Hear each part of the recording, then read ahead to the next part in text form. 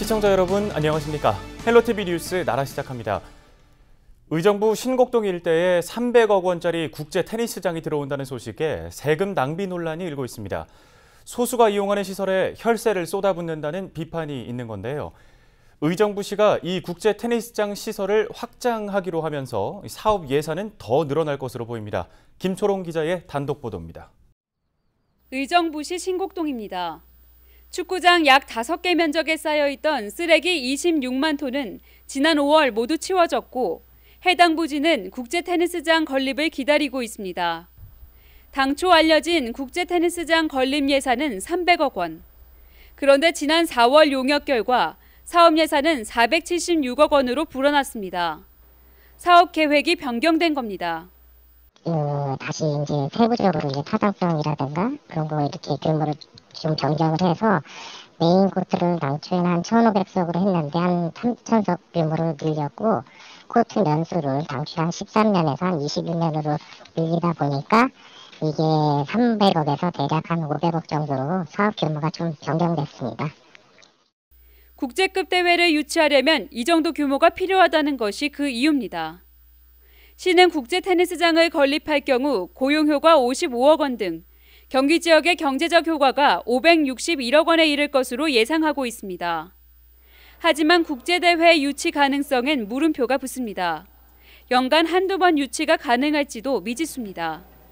또 전문 선수나 아마추어급 경기도 유치한다는 계획인데 소수를 위한 시설 아니냐는 비판이 제기됩니다. 과연 이 테니스장이 정말로 시민들에게 필요로 하는 부분인지에 대한 의구심을 지울 수가 없고요. 의정부시에서도 충분히 테니스를 충분히 칠 수 있는 공간들이 있는데 이곳에 또다시 수백억의 세금을 들여서 테니스장을 짓는다는 것은 말도 안 된다고 생각합니다. 의정부시는 국비와 도비를 최대한 많이 확보해 사업에 드는 시비를 100억 원까지 줄여보겠다는 계획입니다. 예산 마련이 쉽지 않은 게 사실이고요. 문체부를 통해서 또는 또 경기도 체육관 통해서 아니 또 지역 그 국회의원분들이나 시의원 도의원분들 적극 찾아뵙고 저희가 국비나 도비를 확보하려고 물심양면으로 노력 중에 있습니다. 의정부 국제 테니스장 건립 사업은 현재 사업 승인을 위한 정부 심의 중입니다. 이달 말 정부 승인이 나게 되면 시는 2023년 9월 완공을 목표로 해당 사업을 추진할 계획입니다. 헬로티비 뉴스 김초롱입니다. 탈북단체가 지난 22일 파주에서 대북 전단을 살포했다고 주장했습니다. 경찰이 관련 수사를 진행하고 있는 가운데 추가 살포 가능성까지 나오고 있는데요. 접경 지역 주민들은 북한이 전단을 구실로 도발을 해오지 않을까 걱정하고 있습니다. 접경지 현장 분위기 취재했습니다. 이지훈 기자입니다. 주민 200여 명이 사는 연천군의 한 마을. 면사무소 마당 한쪽, 땅이 움푹 파여 있습니다. 총탄이 날아든 흔적입니다. 지난 2014년 10월 북한군의 도발 흔적입니다. 당시 탈북자 단체가 대북 전단을 풍선에 담아 날려보내자 북한군이 고사총 10여 발을 쐈는데 그중 일부가 면사무소 앞마당까지 날아든 것입니다. 다행히 인명피해는 없었지만 주민들은 5일 동안 지하 대피소에서 지내야만 했습니다. 전쟁 났다고 그냥 관공서에서 빨리 저 빵가루 들어가라 그래가지고선 여기 놀러 왔던 사람들 거지 싹 끌어다가 거기다 넣고 한 5일 있었잖아. 반대한다! 반대한다! 반대한다! 반대한다! 민주평화통일자문회의 접경지역 12개 협의회가 공동 입장문을 발표했습니다. 북한을 생각하기보다 우리 접경 지역에 계시는 주민들에게 편안한 삶을 뺏어가는 그런 행위가 아닐까. 하지만 탈북단체는 지난 20일 파주에서 대북전단 살포를 강행한 것으로 알려졌습니다. 추가 살포 가능성까지 나옵니다. 저 멀리 북한이 내려다 보이는 곳, 해발 205m 연천 옥녀봉입니다. 대북전단 예상 살포 지점 중 한 곳으로 꼽히는 곳입니다. 현재 이 주위에 경찰이 배치돼 탈북단체의 기습 살포에 대비하고 있습니다. 현재 경기 북부 5개 시군 주요 전단 살포 지점에 경찰 800여 명이 배치돼 있습니다. 지난주 탈북단체 대표의 집을 기습 방문해 전단 살포용 가스통을 압수한 경기도는 대북 전단 살포를 불법 행위로 간주하고 엄격히 처벌하겠다고 밝혔습니다. 헬로티비 뉴스 이지훈입니다. 경기도가 지난 22일 파주에서 대북전단을 살포했다고 주장한 단체를 긴급 수사한다고 24일 밝혔습니다. 도특별사법경찰단은 단체 대표를 중심으로 해당 단체의 경기도 행정명령 위반 사실 여부에 대한 내사 단계에 돌입했습니다. 도는 지난 12일 군부대를 제외한 연천과 포천 등 접경지를 위험구역으로 설정해 대북전단 살포 등을 금지했는데요. 행정명령 위반 시 관련법에 따라 1년 이하의 징역이나 1,000만 원 이하의 벌금형에 처해지게 됩니다. 최근 탈북단체가 대북전단을 살포하는 등 접경지역 긴장감이 고조되고 있는 가운데 이재명 경기도지사가 대북전단 금지법을 신속히 입법해야 한다고 주장했습니다. 이 지사는 SNS를 통해 국회는 가장 빠른 시기에 대북전단 금지법을 만들어 대북전단을 철저히 통제하고 책임을 물어야 한다고 강조했는데요. 또 4.27 판문점 선언을 비준해 남북관계 개선을 위한 정부의 노력에 힘을 실어줘야 한다고 덧붙였습니다. 더불어 최근 북한이 대남 군사행동 계획을 보류한 것과 관련해 환영의 뜻을 전했습니다.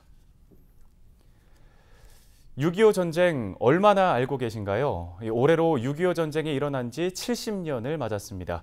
시민들은 6.25 전쟁을 어떻게 기억하고 있는지 여론은 지금에서 들어봤습니다. 김단비 기자입니다. 올해는 6.25 전쟁 70주년이 되는 해입니다.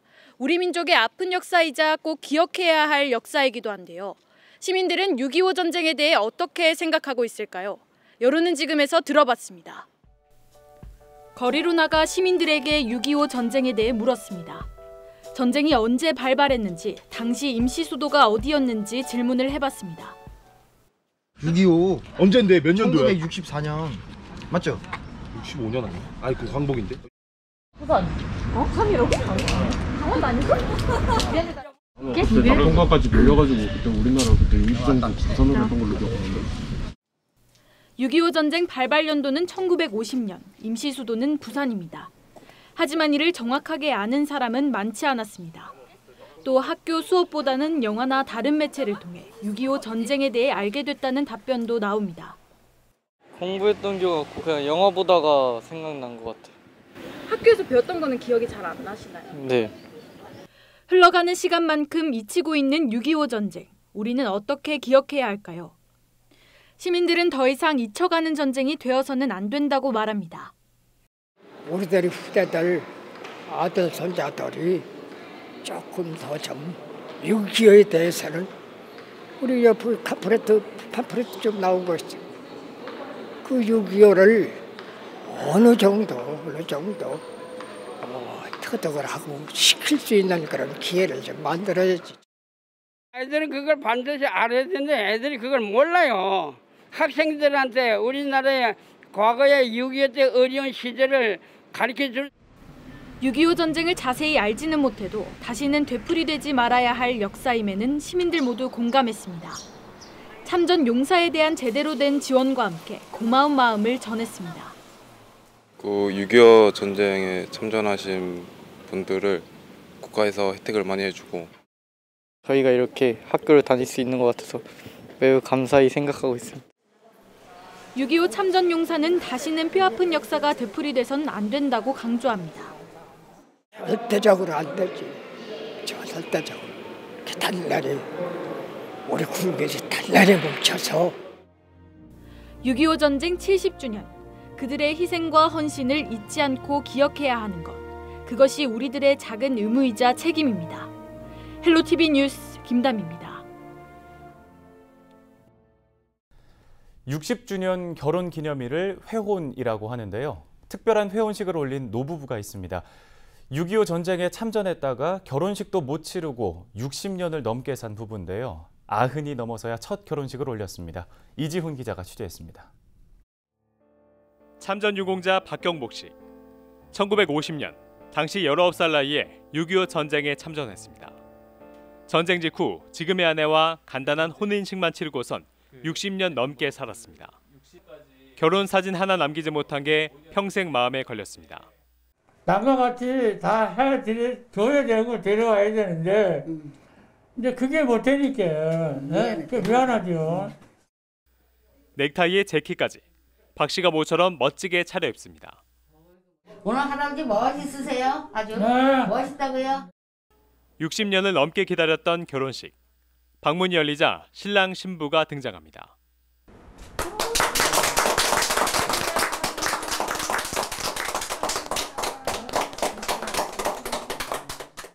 전쟁 이후 자식 둘을 낳아 기르면서 겪었던 여러 우여곡절. 아내에게 못다한 말을 어렵게 꺼냅니다. 그리고 남은 인생은 행복하게 살아갈 것을 당신에게 사랑합니다. 고된 세월의 흔적이 고스란히 남은 아내의 손에 반지를 끼워줍니다. 두 분이 너무 행복해 하시는 걸 보니까 너무 감사드리는 마음으로 정말 행복한 시간 잘 보냈습니다. 경기 북부 보훈지청이 준비한 6.25 참전 유공자 회원식. 전쟁 이후 결혼식도 한 번 올리지 못하고 60년을 해로한 유공자들을 위해 마련한 자리입니다. 지난해까진 대형 웨딩홀을 빌려 참전 유공자 부부를 초청해 회원식을 열었는데 올해는 코로나19 여파로 찾아가는 회원식으로 대체했습니다. 국가를 위해서 희생하고 우리 사회를 또 이렇게 잘 만들어오고 경제를 일으키기 위해서 노력해 오다 보니까 이런 기회를 가질 수가 없었던 거죠. 그래서 저희가 이제 어르신들을 살펴드리는 일환으로 해서 이런 행사를 마련하게 됐습니다.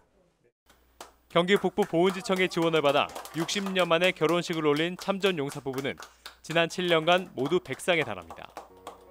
전쟁의 아픔을 극복하고 60년 만에 이룬 사랑의 결실. 노부부의 주름진 얼굴에서 피어난 웃음꽃이 보훈의 의미를 되새기게 합니다. 헬로티비 뉴스 이지훈입니다.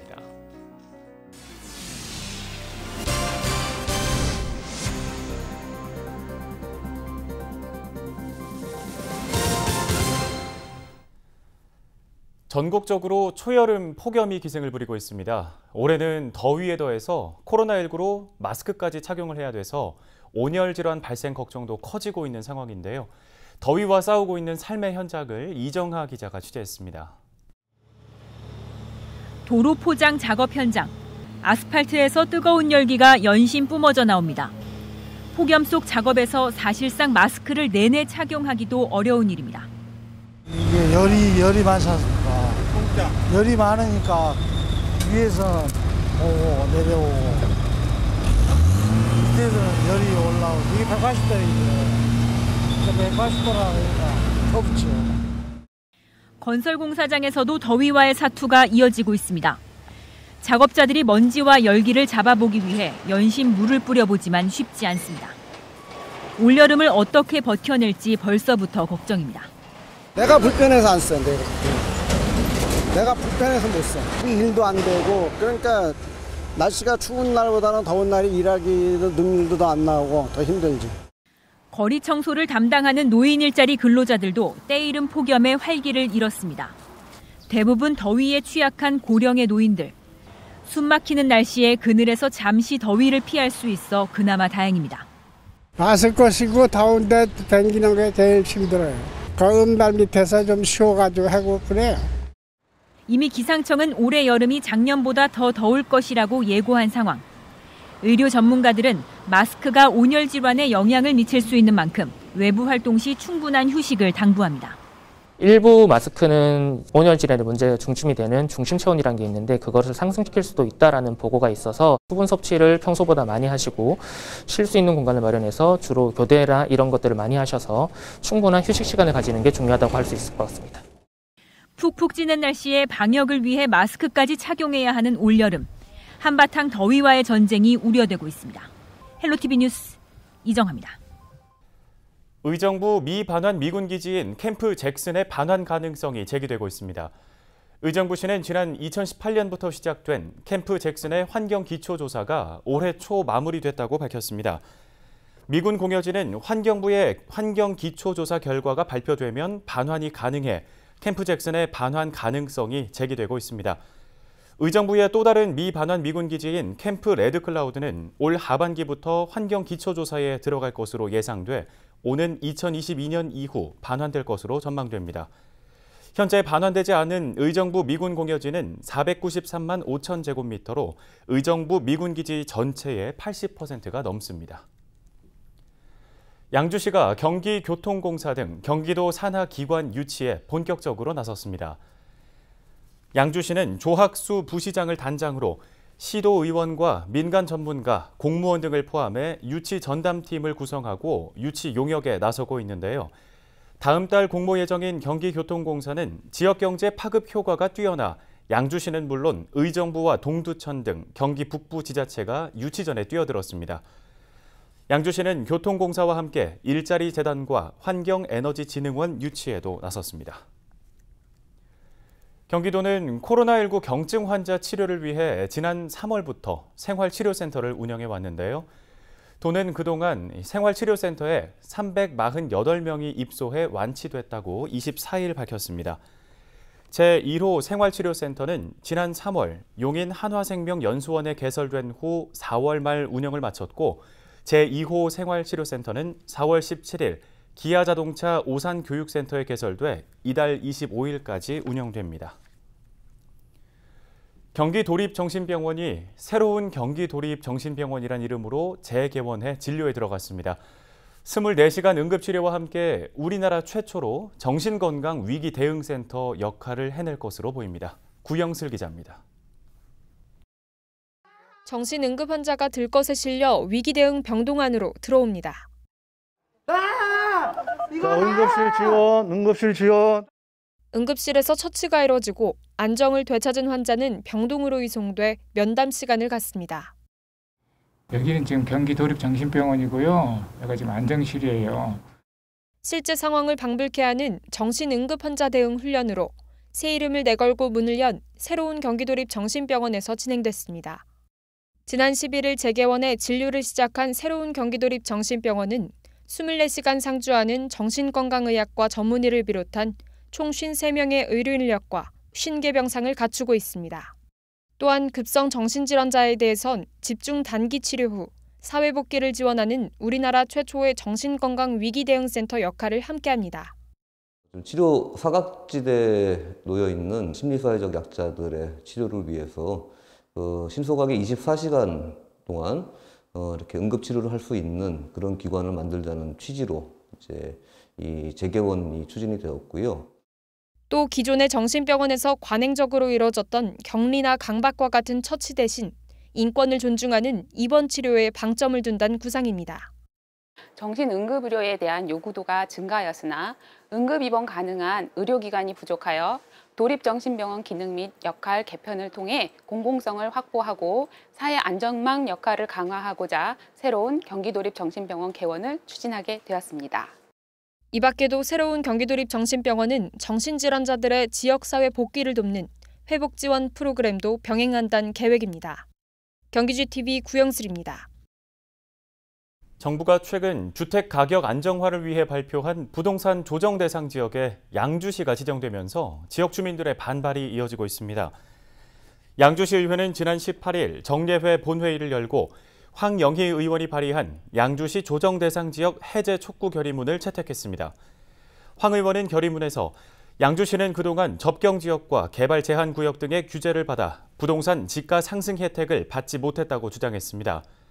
또 같은 접경지역이지만 상대적으로 주택 가격이 높은 김포와 파주는 조정 대상 지역에서 제외됐다며 양주시를 조정 대상 지역에서 해제할 것을 촉구했습니다.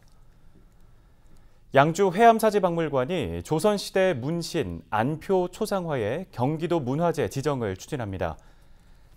안표 초상화는 18세기 후반 제작된 것으로 지난 2017년 죽산 안씨 집안의 자손인 안원용 씨가 해암사지박물관에 기증했습니다. 안표 초상화는 조선시대 초상화의 정교함을 보여주는 매우 높은 문화재적 가치를 지닌 것으로 평가되고 있는데요. 죽산 안씨인 안표는 1754년 영조 때 병과 급제를 시작으로 여주 목사까지 지낸 인물입니다.